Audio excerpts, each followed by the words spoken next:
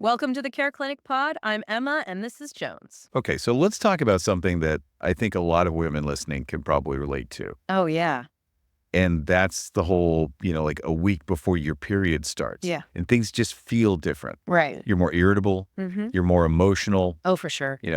maybe more sensitive. Definitely. But what happens when it goes like way beyond that? Right. When it's not just like, oh, I'm a little extra sensitive, like when it's Yeah. seriously impacting your life. Yeah. That's a huge problem. And it actually has a name. It's called PMDD, PMDD. premenstrual dysphoric disorder. Okay, so PMDD. It's like PMS, but it's just way worse. So it's like PMS on steroids. Yeah, you could say that. Okay, so for our listeners out there who are maybe thinking like, Right. wait a minute, Yeah. isn't that just my normal period stuff? Yes, exactly. How is this different from PMS? So that's a great question. And it's something that's really important to understand. Like you said, PMS, we're all kind of familiar with that. But PMDD is really a whole other level. Yeah. Right. And it can have a really significant impact on your ability to work your relationships. Yeah. Your overall quality of life. It's not just a case of like, oh, she's being hormonal. Exactly. Yeah. It's a real medical condition. Yeah. And it can be really debilitating for a lot of women. Okay, so let's dive into like the nitty gritty. What are the Yeah. symptoms that actually set PMDD apart from PMS? So one of the hallmarks of PMDD is this intense feeling of hopelessness or despair. Okay. And it's not just like a passing sadness. Right. This is like a deep consuming feeling of just like, Yeah. oh, what's the point? Right. And it can make it really hard to function. Yeah. And it's interesting because you said it's not just sadness. Yeah. Like sometimes it can also be like extreme anxiety as well. Right. Right. Like you're just waiting for the other shoe to drop. Yeah, like on edge all the time. Right. Exactly. Yeah, and that can manifest as anger too. Oh, yeah. Like feeling really irritable or having these like explosive outbursts. And this is really different from PMS, right? Because like with PMS, maybe you're a little irritable. Right. But with PMDD, we're talking about like. It's like a whole other level. Yeah. Like you're really losing control and it can be really scary. And I think one of the sources you shared really hit home for me because it described this woman who was like so overwhelmed by PMDD that she was like calling out sick from work multiple times a month. Wow. And she was so terrified of losing her job. Right. And it was all because of this thing that like people dismiss. Exactly. And it's so sad because like I said, it can really affect your job, your relationships, everything. Yeah. And what's interesting is like, I know that you're a big proponent of like tracking your symptoms and stuff. So I was wondering if you could talk a little bit about that. Well, I mean, especially when it comes to something like PMDD, where, the symptoms can be so varied and so intense, it's really helpful to have a record of what you're experiencing. Okay. And what's great is there's actually an app for that. Of course there is. The CareClinic app. Okay, tell me more. Well, it's like a journal, but it's specifically designed for tracking your health. Okay. And it lets you log your symptoms, your moods. Wow. Any potential triggers you might be noticing. So it's like your own personal health detective. Exactly. And that information can be so valuable when you're talking to your doctor about PMDD because it can help them get a clearer picture of what's going on.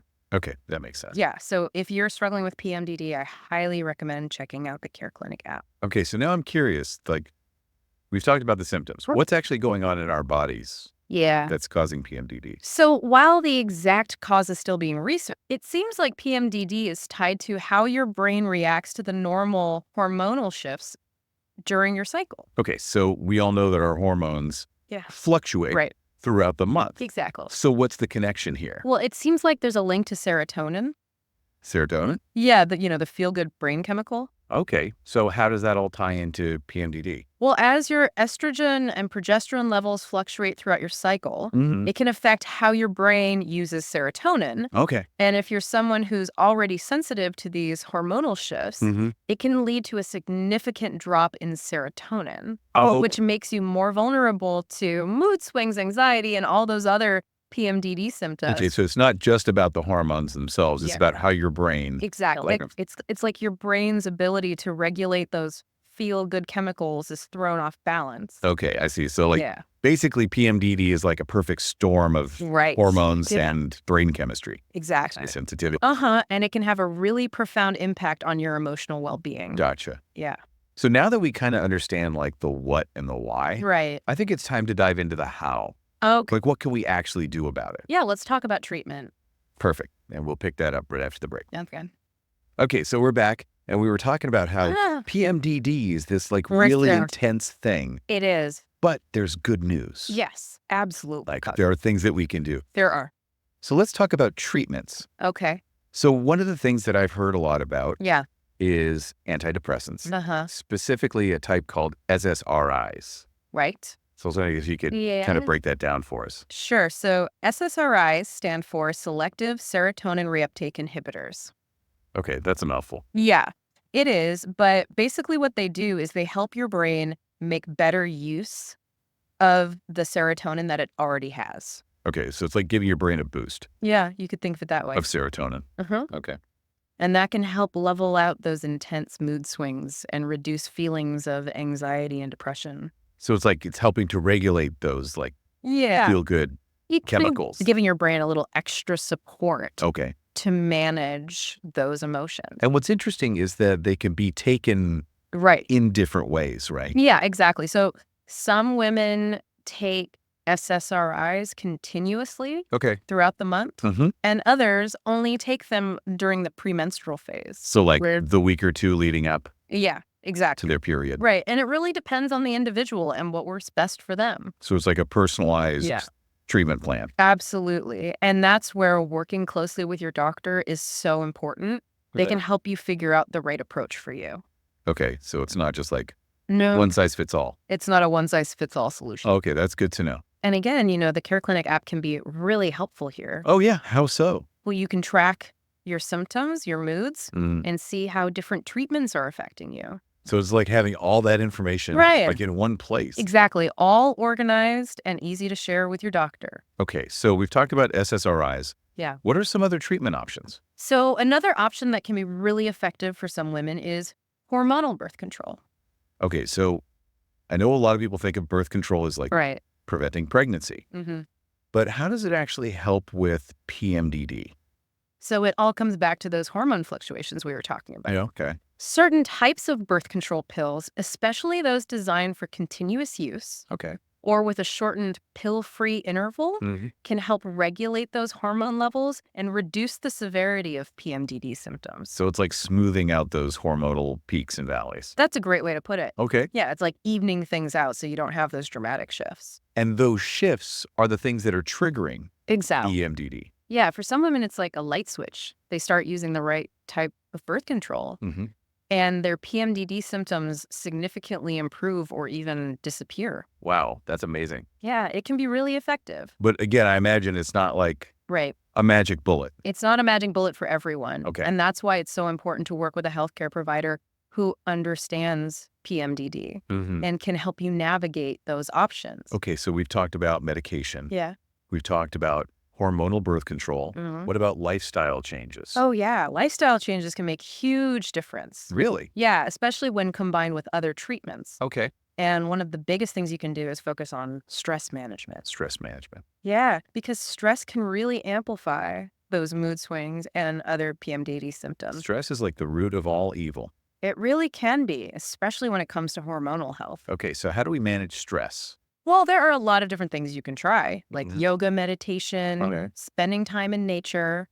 Even something as simple as deep breathing exercises can be really helpful. Deep breathing. Yeah, just taking a few minutes to slow down and focus on your breath can really make a difference when you're feeling overwhelmed.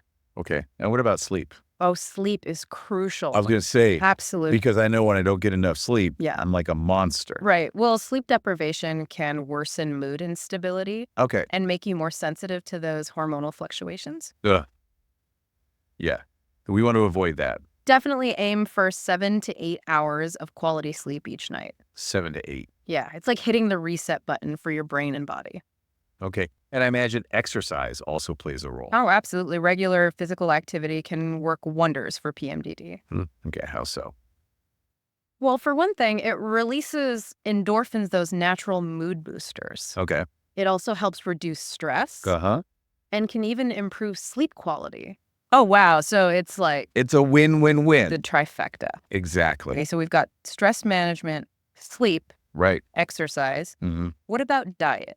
Oh, diet is huge. Okay. What you eat can really impact how you feel, especially during that premenstrual phase. So what kind of dietary changes would you recommend?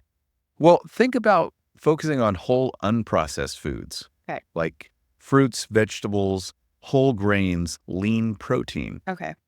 And try to limit your intake of sugary processed foods, caffeine, and alcohol. Okay. Especially in the days leading up to your period. So it's kind of like the same advice you hear for like general health and well-being. It's all about taking care of your body and nourishing it with the right foods so it can better handle those hormonal shifts. Okay, that makes sense. Yeah. Okay, so we've talked about a lot of different things. Yeah. Lifestyle changes, medications. But I think it's important to also talk about like when to actually seek professional help. Because, sometimes it can be hard to tell. Right. Like, is this just normal PMS or is this something more serious? Exactly. And that's where talking to your doctor is so important. Okay, so for our listeners out there who are maybe thinking, okay, this sounds familiar. Maybe I should talk to someone. What are some signs that it's like time to reach out? So the biggest red flag is if your symptoms are seriously disrupting your life. Okay. Like if you're missing work or withdrawing from social events or feeling constantly on edge, that's a sign that you need to reach out for help. Yeah, it's like if it's preventing you from living your life to the fullest. You shouldn't have to suffer in silence. Right. And even if you're not like completely debilitated, Yeah. but you're just like something feels off. Right. If you have that gut feeling that something's not right, trust your intuition and talk to your doctor. Yeah. It's always better to err on the side of caution. Okay, so we've talked about like when to seek help. What about if you've already been diagnosed with PMDD? Yeah. And you're trying to manage it. Right. But like your current treatment isn't really working. Yeah, that happens sometimes. Oh. And it can be frustrating. Yeah. But the important thing is to not give up. Okay. Talk to your doctor about what you're experiencing. They might suggest adjusting your medication dosage. Okay. Trying a different type of birth control, or even adding in some therapy or counseling. Oh, okay. So there are like different avenues you can explore. Absolutely. Treatment is not one size fits all. Okay. That's good to know. And again, the CareClinic app can be really helpful here. Oh, yeah. How so? Because you can track your symptoms, your moods, and see how different treatments are affecting you. Okay. So it's all about like gathering that data. Exactly. And using it to make informed decisions about your treatment plan with your doctor. So we've talked about a lot of different things today. We have. But are there any other tips or tricks that you can share? So in addition to medication and lifestyle changes, there are a few other things that some women find helpful for managing PMDD. Okay. Like what? Well, there's some research suggesting that certain supplements might help alleviate symptoms. Supplements. Okay. Yeah. Things like calcium, vitamin B6, magnesium, and even chasteberry, which is an herbal remedy. Chasteberry. Okay. I've never heard of that one. Yeah. It's been used traditionally to help with hormonal balance. Interesting. But it's important to note that you should always talk to your doctor before starting any new supplements. Okay. Especially if you're already taking other medications. So always check with your doctor. Always a good idea. Okay.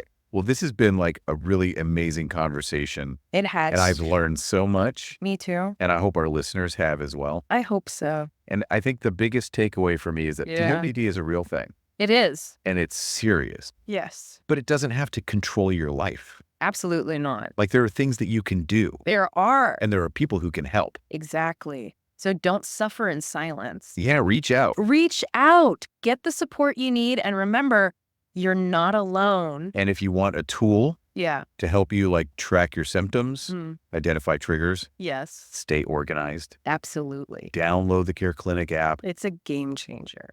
Okay. Well, that's all the time we have for today. Okay. But thank you so much for joining us. It was my pleasure. And we'll see you next time. Sounds good.